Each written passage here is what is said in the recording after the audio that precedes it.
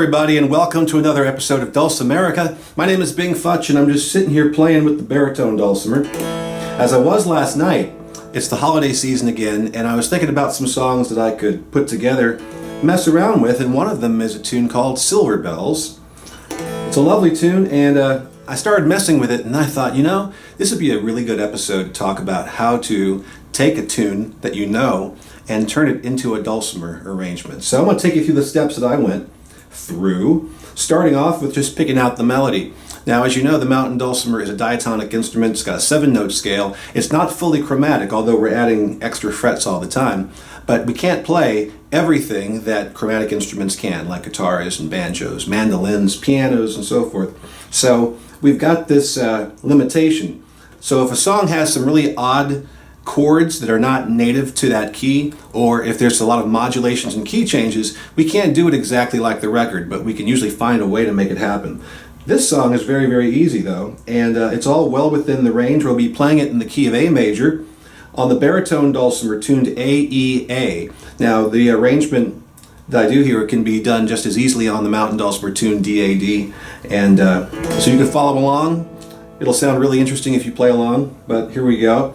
So we're going to find that melody. I usually start with the melody or I start with the chords, and if I have a trouble with either one of those, I know it might require some retrofitting to make the tune work. So we'll find our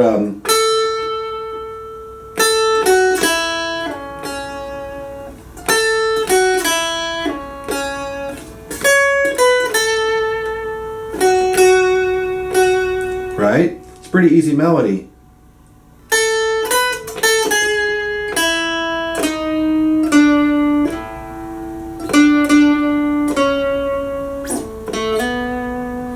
That was the one part I thought I was going to have some trouble with, that little chromatic walk down.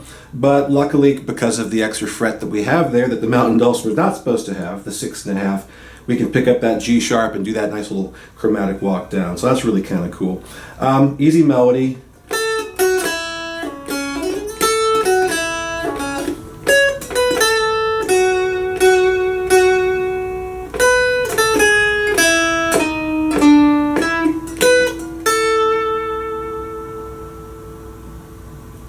And then we move on to the chorus. Traditionally, choruses are a lot easier melodically than the verses, so I knew this was going to be easy, so it's very easy here. We're going to go.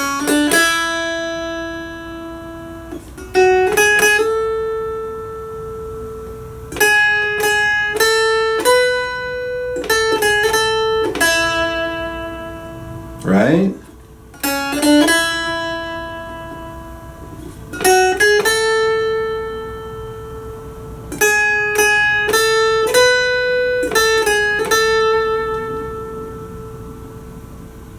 All right, so once you work through the tune and you know that you've got the melody and all the notes are there, then you really had you got an easy case for yourself to just chill and not freak out about the rest.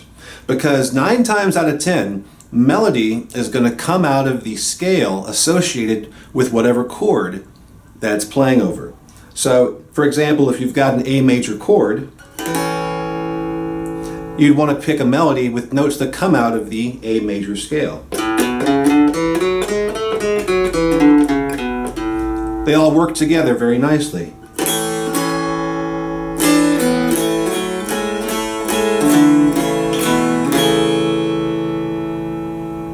Same thing with the key of D. When the song shifts to a D major, then you want to pick notes out of the D major scale.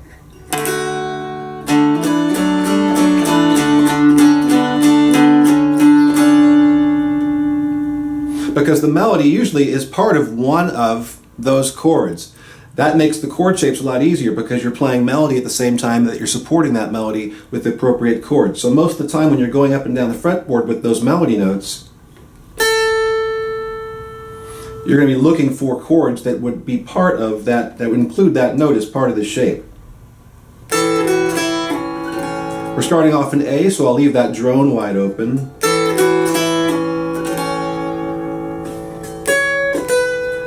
Now we have a key change. We're going to D. So instead of coming down here and playing it here, I'm going to play it up here.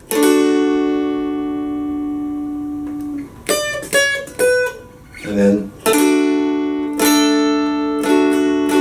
think I'm doing it that way. I just started working on this. Hang on. So we're going to go.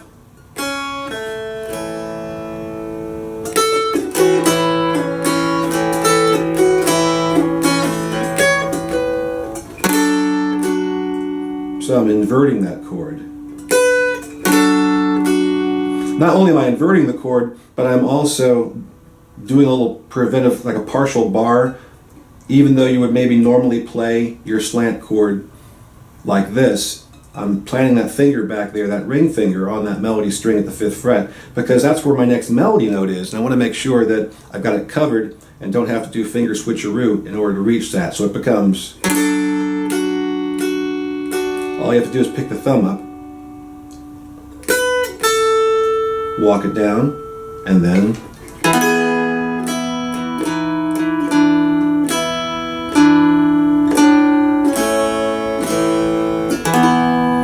so all I'm doing is I'm picking chord shapes where the melody is hanging out naturally. Now, all that melody I played there is the exact same melody I played at the very beginning. So I'm just surrounding that now with the rest of the chords that are in that area. So I don't have to do these really, really big hand stretches, and everything's pretty comfortable to play. Now, there will be a couple of weird little hand movements in here at some point, so hopefully those of you with smaller fingers won't hate me too much. So here we are, we're going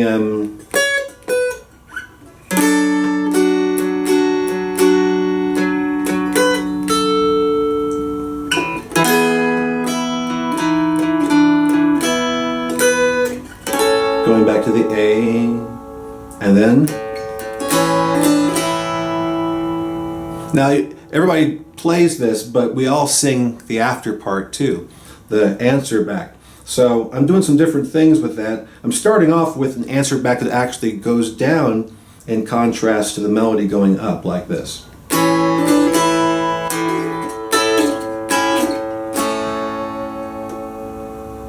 And then there's a stretch that might be a little crazy for some of you. If it is too much to hold on to that D and reach up there and get these melody notes, find a way to get off of the D and you can walk that melody up by itself. So you can go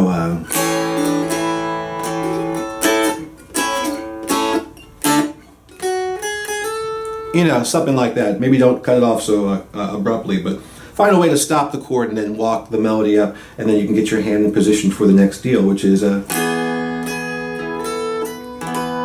now that's a big stretch, but so to alleviate that stretch, I have decided to change the position word from here, this L shape, 4, 4, 6.5, to the slant shape, 6.5, 7, 8. And that'll keep you from having to do that crazy stretch. So, and you also get a nice little boost voice-wise as far as getting the dulcimer up in the upper octave. There's where I'll kind of get off the chord, I think, and just walk that down instead of trying to hold this crazy chord and then find a way to hit your melody notes. I'll get some quiet going on there. Always trying to find a way to harmonize with an open bass string if I can. That's our lowest tone. It's going to give us some nice foundation. But find one other note to harmonize that's inside of that chord. That would be a full A chord, but here we're doing a partial. These are all partials. Just really nice harmonies to go along with your melody.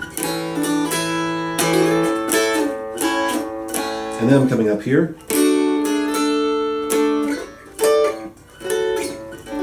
Same thing there. And then, how am I doing this now? So I'm inverting the A chord this time because my melody is down here, and I will walk it up with my thumb. The thumb tuck is dangerous business. It's not really dangerous business, but if you're not used to doing it, it can wear on you quickly. Make sure you're like moving your fingers around and keeping this flexible as well, because that's some weird stuff. That's just how I do it though. I haven't spent a long enough time with the arrangement to find alternatives to everything in here, but that's how I'm doing it.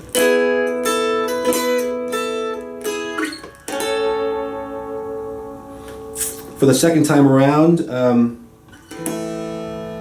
been keeping kind of the same, but I've been throwing an E minor in here as a chord substitution.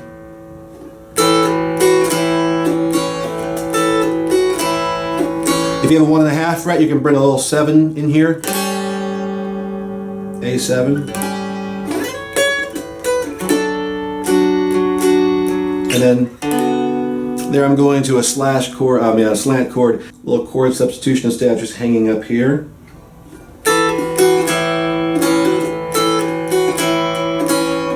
If you want to.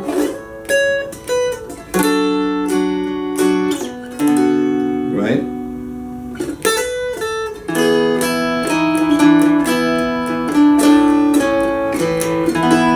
Same thing as before.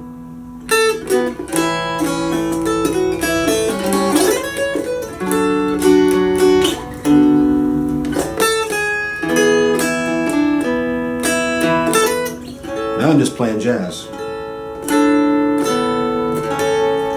On that A, you can do a nice little suspended movement. You can make it go to a 4, A suspended 4 chord.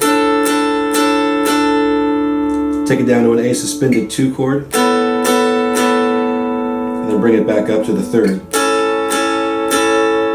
This time through the melody on Silver Bells, I'm going to go on the middle string and give some parallel harmony. And this time, instead of the downward motion, I'm going to go on the bass string and middle string and do some upward callbacks to the main melody, going like this.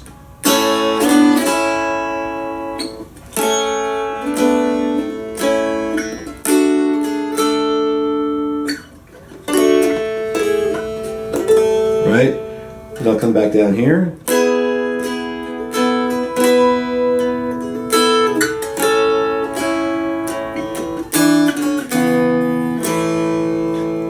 More like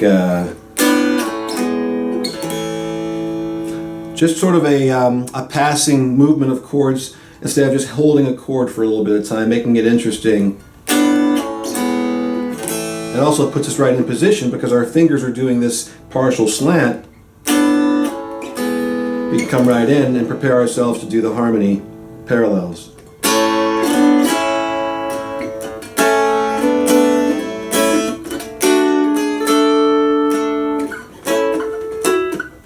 I missed that, didn't I?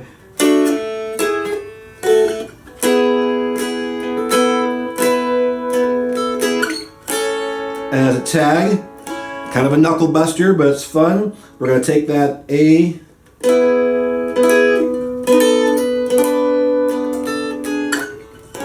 and I'll do it slow. What I'm doing here is I'm just doing a little chromatic walk down and changing to a dominant 7th chord as I move through this little thing, so it's going to go like this.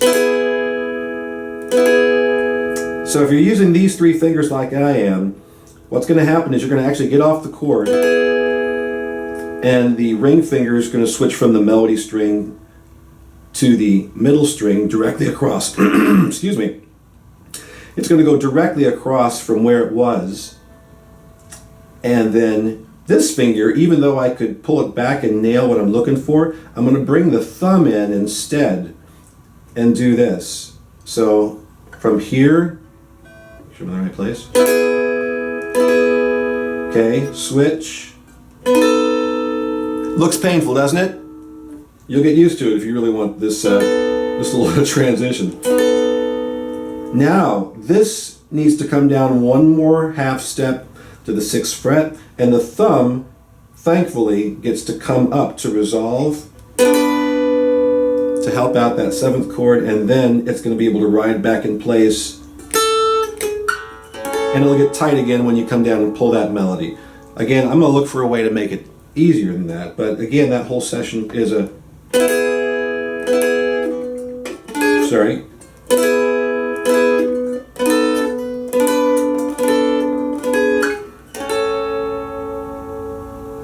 And one more time.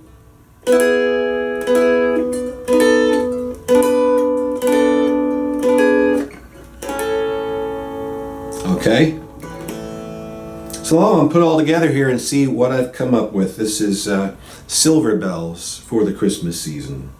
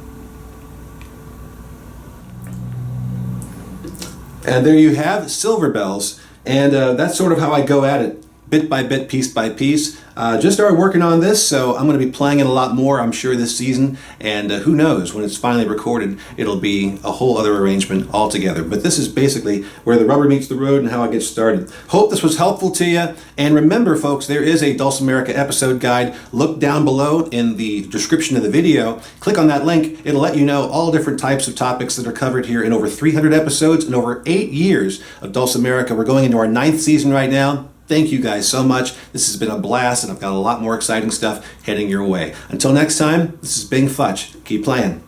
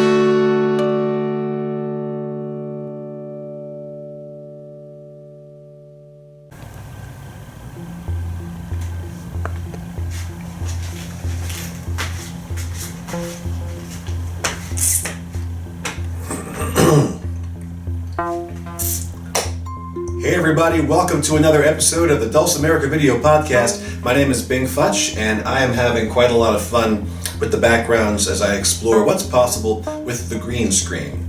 I'll show you what it looks like with just the green screen, and then I'll show you all of this other fun stuff.